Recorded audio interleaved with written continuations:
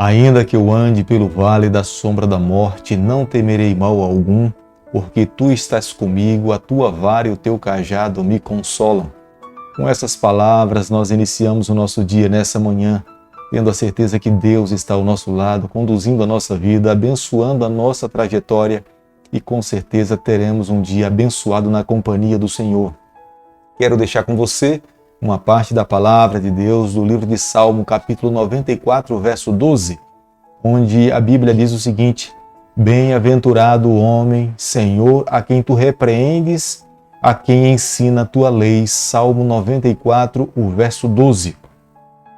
Feliz é o homem a quem o Senhor repreende, e ele coloca no seu coração a sua lei, os seus ensinamentos. E esse ser humano reconhece que essa é a verdade de Deus e ele precisa seguir em toda a sua vida. A Bíblia fala que esse é um felizardo.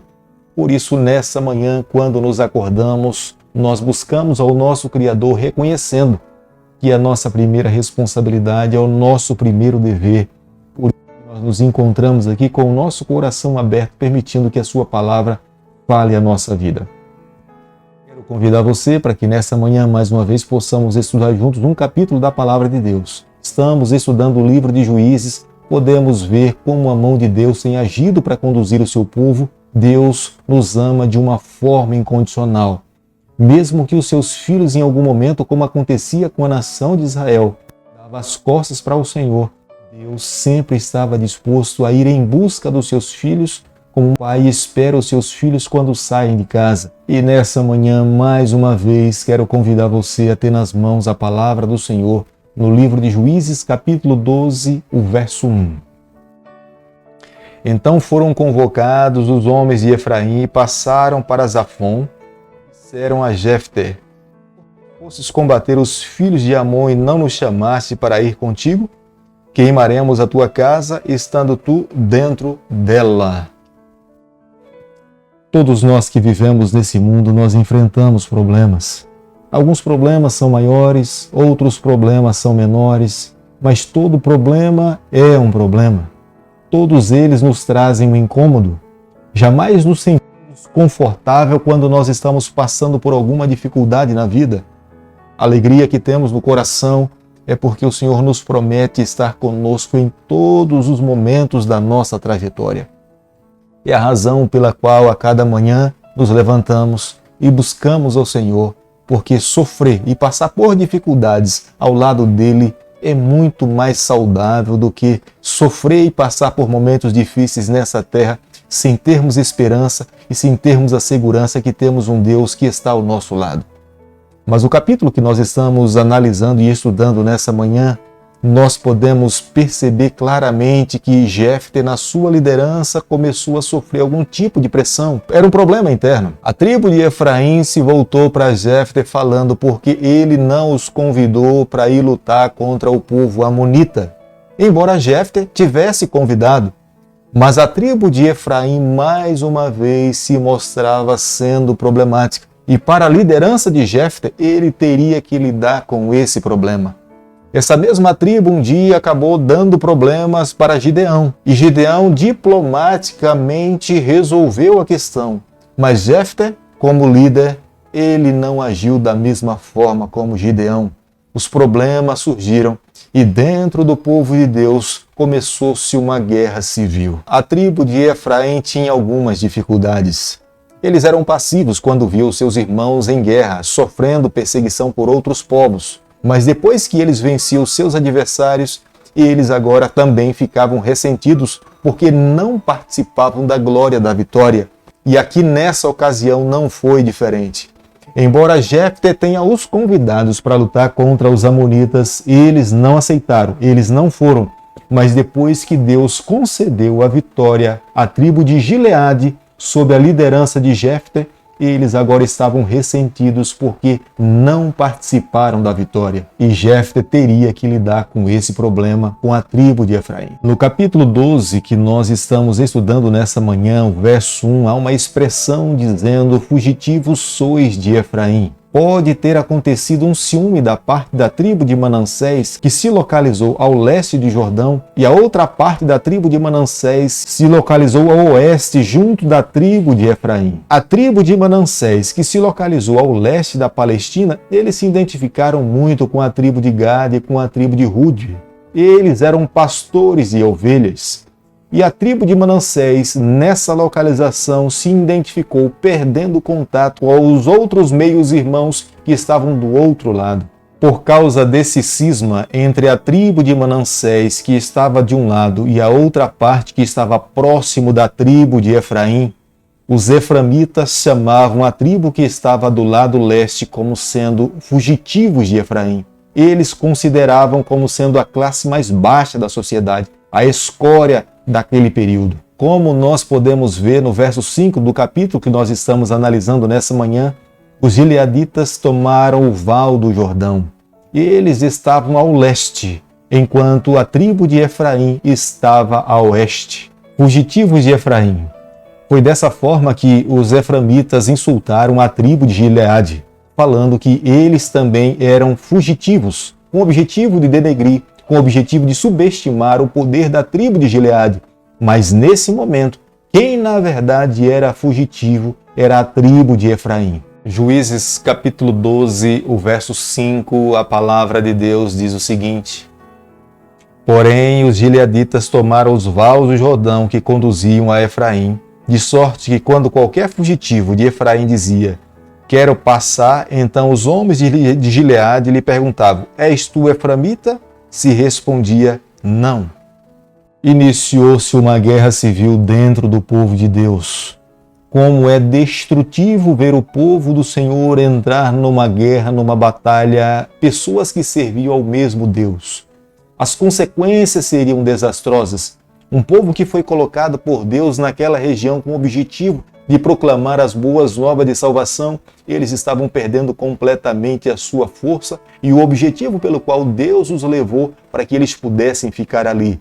Mas nós podemos ver que a tribo de Efraim já tinha causado muitos problemas para os líderes passados, mas Jefté não tomou uma postura passiva que os outros líderes tinham tomado. A tribo de Gileade, eles tomaram o val do Jordão, e as pessoas que passavam por ali, e era um val que havia uma movimentação muito grande, porque os comerciantes e as tribos se movimentavam por aquele val do Jordão, havia uma pergunta. A pergunta que era feita, que era a senha para salvar a vida é: você é da tribo de Efraim? Naturalmente, todas as pessoas falavam não. Mas para, de fato, identificar quem de fato era eframita ou não, se perguntava para que ele pudesse dizer Shibolete. O significado da palavra Shibolete é espiga de milho ou inundação, mas o significado da palavra pouco importava de fato diante do que as tribos estavam em busca em querer detectar. Eles estavam mais preocupados com a pronúncia. Eles queriam identificar quem era eframita ou quem não era eframita. Os eframitas falavam um dialeto voltado para o hebraico. E quando eles queriam pronunciar CH, eles acabavam mais dando ênfase no S. E não tinham como enganar as pessoas dizendo que eles não eram eframitas. Por mais que tentassem falar CH, eles acabavam dando uma ênfase no S. E quando se falava, pronuncia a palavra Shibolete, eles falavam Sibolete. E com essa forma de detectar quem de fato era eframita, nesse dia, cerca de 42 mil homens acabaram perdendo a sua vida nessa batalha. Diante dessa derrota, o objetivo da tribo de Efraim em querer se tornar líder caiu por terra por completo. Jefté julgou Israel por um período de 6 anos, um dos juízes que menos tempo ficou na liderança do povo do Senhor. A luta civil que se travou com a tribo de Efraim gradativamente levou as tribos a se separarem, e isso gerou no coração do povo de Deus uma busca por outros deuses. Não havia uma liderança que pudesse os induzir a buscar ao Senhor. Consequentemente, cada vez mais o povo do Senhor se enfraqueceu. Creio que nessa manhã nós precisamos parar para a nossa trajetória. Como as guerras e batalhas internas nos enfraquecem. Nós perdemos forças, às vezes nós perdemos o objetivo pelo qual Deus nos chamou. Às vezes as nossas energias estão voltadas para batalhas, guerras pessoais que são travadas entre seres humanos e nos esquecemos do objetivo principal que Deus chamou o seu povo, é de anunciar as boas novas de salvação. Por isso que nessa manhã nós precisamos refletir onde está o foco da nossa vida cristã, como que nós temos administrado as nossas energias na proclamação do reino do Senhor.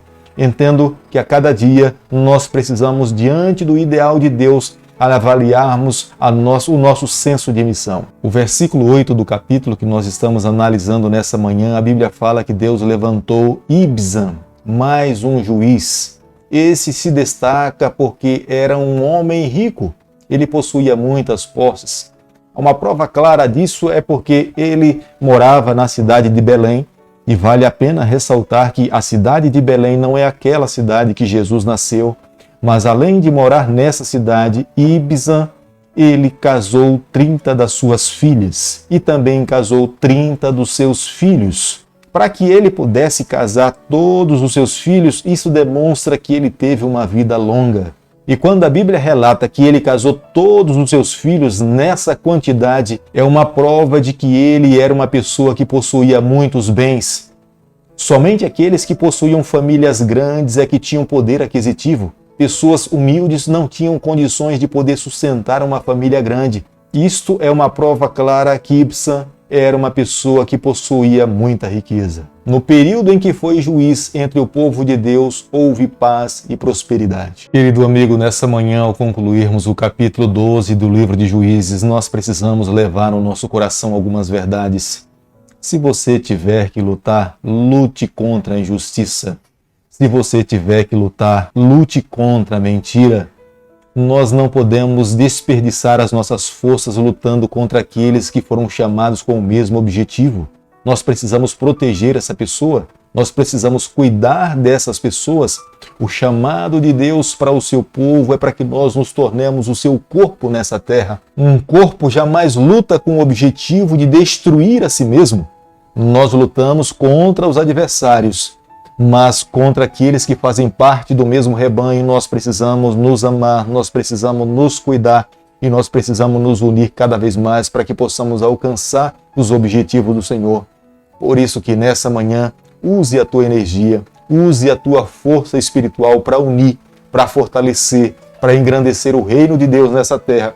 Vivendo assim, eu tenho certeza que o céu irá se agradar da nossa vida e da nossa atitude. Querido Pai, nas tuas mãos nessa manhã nós nos colocamos, confessamos as nossas falhas, reconhecemos a necessidade a cada dia de fazermos a tua vontade.